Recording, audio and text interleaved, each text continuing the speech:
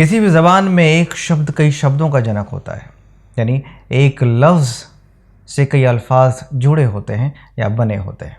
अगर हमने किसी ज़बान को अपना मीडियम ऑफ एक्सप्रेशन बनाया है तो हमें ये पता होना चाहिए कि कौन से लफ्ज़ से कौन सा लफ्ज़ वजूद में आया है। आज के एपिसोड में हम उर्दू के 10 अल्फाज और उनसे बनने वाले एडजेक्टिव्स की चर्चा करेंगे। नमस्कार, आदाब, सत श्री अकाल एंड हेलो। अल्फाज स्टूडियो में आपका स्वागत है। मैं हूं आलोक रंजन झा और हाजिर हूं एक और गुफ्तगू लेकर। आज हम उन 10 अल्फाज की चर्चा करने वाले हैं जो आपके बेहद अजीज़ हैं। आप उनको यूज़ भी करते हैं पर शायद आपको पता नहीं होगा कि ये एक दूसरे से कैसे जुड़े हुए हैं। तो चलिए आज का सिलसिला शुरू करते हैं। आज का पहला शब्द है क़त्ल। क़त्ल का के नीचे नुक्ता। तो क़त्ल का मतलब क्या होता है? मार देना, ख़त्म कर देना, जान ले लेना, है ना। तो इसके दो विशेषण मैं आपको बताऊंगा। एक है क़ातिल, जो मारता है उसको बोलते हैं क़ातिल, और एक शब्द है क़तील। क़तील क़तील का मतलब होता है जिसको मारा गया हो। उदाहरण के लिए एक मशहूर शायर हुए हैं पाकिस्तान के, क़तील शिफ़ाई। क़तील शिफ़ाई, तो क़तील का मतलब वही होता है जिसको मारा गया हो, और क़ातिल वो जो मारता है। दोनों ही विशेषता बताते हैं, ये दोनों ही शब्द जो हैं वो विशेषता बताते हैं, एडजेक्टिव्स हैं, पर दोनों के मतलब अलग अलग हैं। गुरूर। गुरूर गा के नीचे नुक्ता और रूर। गुरूर का मतलब घमंड, आप जानते हैं। तो अगर इसका एक वाक्य मैं आपको बताऊं कि उसे बहुत गुरूर है अपने पैसों पर, उसे बहुत गुरूर है अपनी सुंदरता पर, है ना। अगर इसी गुरूर का हम विशेषण बनाएं, एडजेक्टिव बनाएं, तो क्या हो जाएगा? वो होगा मगरूर। वो बहुत ही मगरूर है। मगरूर यहाँ विशेषण है। तो आपने दोनों ही शब्द सुने होंगे, आपने गुरूर भी सुना होगा, मगरूर भी सुना होगा, पर कैसे कनेक्टेड हैं वो शायद आपने नहीं सुना होगा। तो जिससे गुरूर है वो मगरूर है।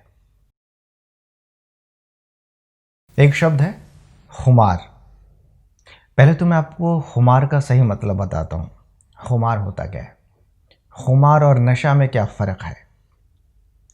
खुमार हैंगओवर के स्टेज को कहते हैं कि आपको नशा है भी और नशा नहीं भी है, आपको ख़ुद पे अख्तियार है भी और नहीं भी है। इसको कहते हैं खुमार। जैसे उसकी आँखों में बहुत खुमार है, ठीक है। ये तो एक वाक्य हो गया। अब मैं खुमार का अगर विशेषण बनाऊं, एडजेक्टिव बनाऊं, तो क्या होगा? ये तो आपने नहीं सुना होगा। चलिए, इसका विशेषण होता है मखमूर। खुमार के ख में भी नुक्ता है और मखमूर के ख में भी नुक्ता है। जिसकी आंखों में खुमार है ना, तो उसको ऐसा कह सकते हैं कि उसकी आंखें मखमूर हैं। उसकी आंखें मखमूर हैं, मतलब उसकी आंखों में हमेशा खुमारी रहती है। एक खुमार है, एक हैंगओवर है, मतलब वो नशे की जो बीच वाली स्थिति होती है ना, उसको कहते हैं खुमार। और ये कंडीशन जहाँ भी हो उसके लिए विशेषण होगा मखमूर। आपकी आंखें बड़ी मखमूर हैं। मेरा ही एक मिसरा है, मेरा ही कहा हुआ, तो मैं दोनों मिसरे सुनाऊंगा ताकि शेर कंप्लीट हो। कि तेरी नज़रों का मुझसे जो एक राब्ता है, तेरी नज़रों का मुझसे जो एक राब्ता है, मोहब्बत नहीं है तो फिर और क्या है? अगला सुनिएगा, इसमें मखमूर शब्द आएगा। इन मखमूर आँखों में जो ये हया है, इन मखमूर आँखों में जो ये हया है, मोहब्बत नहीं है तो फिर और क्या है? तो यहाँ मैंने मखमूर शब्द का जो यूज़ किया है ये बताने के लिए कि उसकी आँखें जो हैं वो खुमार में रहती हैं, उसकी आँखों में खुमार है। तो मखमूर जो है यहाँ विशेषण है। एक शब्द है इश्क। इश्क का के नीचे नुक्ता। इश्क क्या है ये सबको मालूम है, आप सबको मालूम है, कम से कम नाम तो सुना ही होगा। और मुझे वो इस शब्द की डेफिनेशन जो आनंद बख्शी साहब ने कही है, वो जो बात कही है मुझे बहुत पसंद है कि नीचे इश्क है ऊपर रब है, इन दोनों के बीच में सब है। तो जो इश्क करता है उसको क्या बोलते हैं? आशिक। यहाँ जो है इश्क का जो विशेषण है, जो एडजेक्टिव है, वो होगा आशिक। एक शब्द है खबर। खबर का मतलब आप जानते हैं, मतलब कि समाचार, न्यूज़। पर जिसके पास खबर होती है, जो खबर पहुंचाता है, उसको क्या कहते हैं? मुखबिर। आपने सुना होगा ना कि वो पुलिस का मुखबिर था, वो मुखबिरी करता है, वो दुश्मनों की मुखबिरी करता है, वो पुलिस की मुखबिरी करता है, मतलब वो पुलिस को या दुश्मनों को खबर देता है। तो चूँकि वो उसकी विशेषता बता रहा है, तो ये एडजेक्टिव है, विशेषण है, और इसका मतलब होता है खबर पहुंचाने वाला, खबर देने वाला। यानी खबर का एक विशेषण हो गया मुखबिर। एक शब्द है जुल्म। जुल्म आपको मालूम है, और जो जुल्म करता है वो भी आपको मालूम है। पर एक बार फिर आपको याद दिला दूं कि जो जुल्म करता है उसे जालिम कहते हैं। तो मूल शब्द यहाँ जुल्म है, और जो किसी व्यक्ति विशेष की विशेषता बता रहा है वो शब्द है जालिम। तो यहाँ जालिम उसका एडजेक्टिव है। वैसे एक शब्द है रहम। रहम भी आपको मालूम है। तो जो रहम करता है उसे रहीम कहते हैं। रहीम हम अल्लाह को भी कहते हैं, खुदा को कहते हैं, अपने भगवान को कहते हैं कि सबसे ज़्यादा रहम तो वही करता है ना।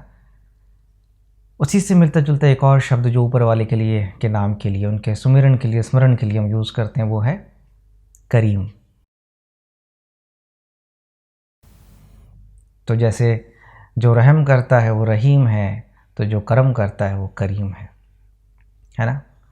तो जिनके करम हमारी ज़िंदगी पे हैं वही करीम है हमारा, वही ईश्वर है, वही अल्लाह है, वही भगवान है। जैसे एक शब्द है हुस्न और दूसरा शब्द है हसीन, तो ये भी ऐसे ही जुड़े हुए हैं। जिसके पास हुस्न है वो हसीन है ना। ये भी शायद आपको मालूम हो, पर फिर भी मैं आपको याद दिला दूं कि मूल शब्द जो है वो हुस्न है, उससे हसीन बना हुआ है।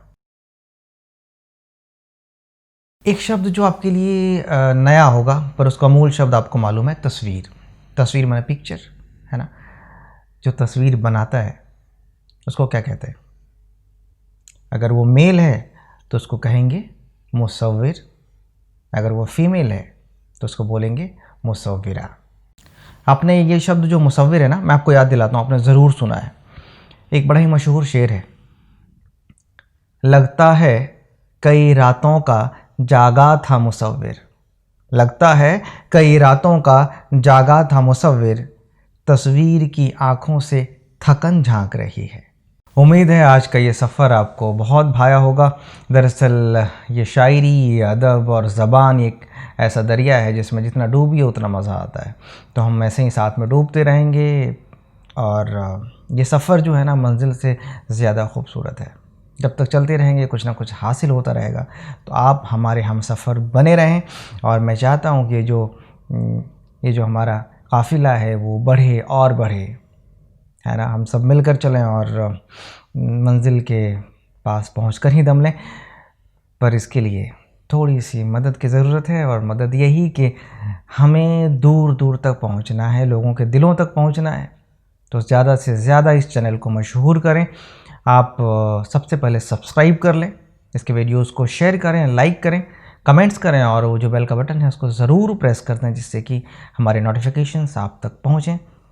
तो ऐसे ही कितनी सारी प्यारी बातों के साथ हम आपसे रूबरू होते रहेंगे, लेकिन आज के लिए दीजिए इजाज़त। बहुत बहुत शुक्रिया। Thank you so much.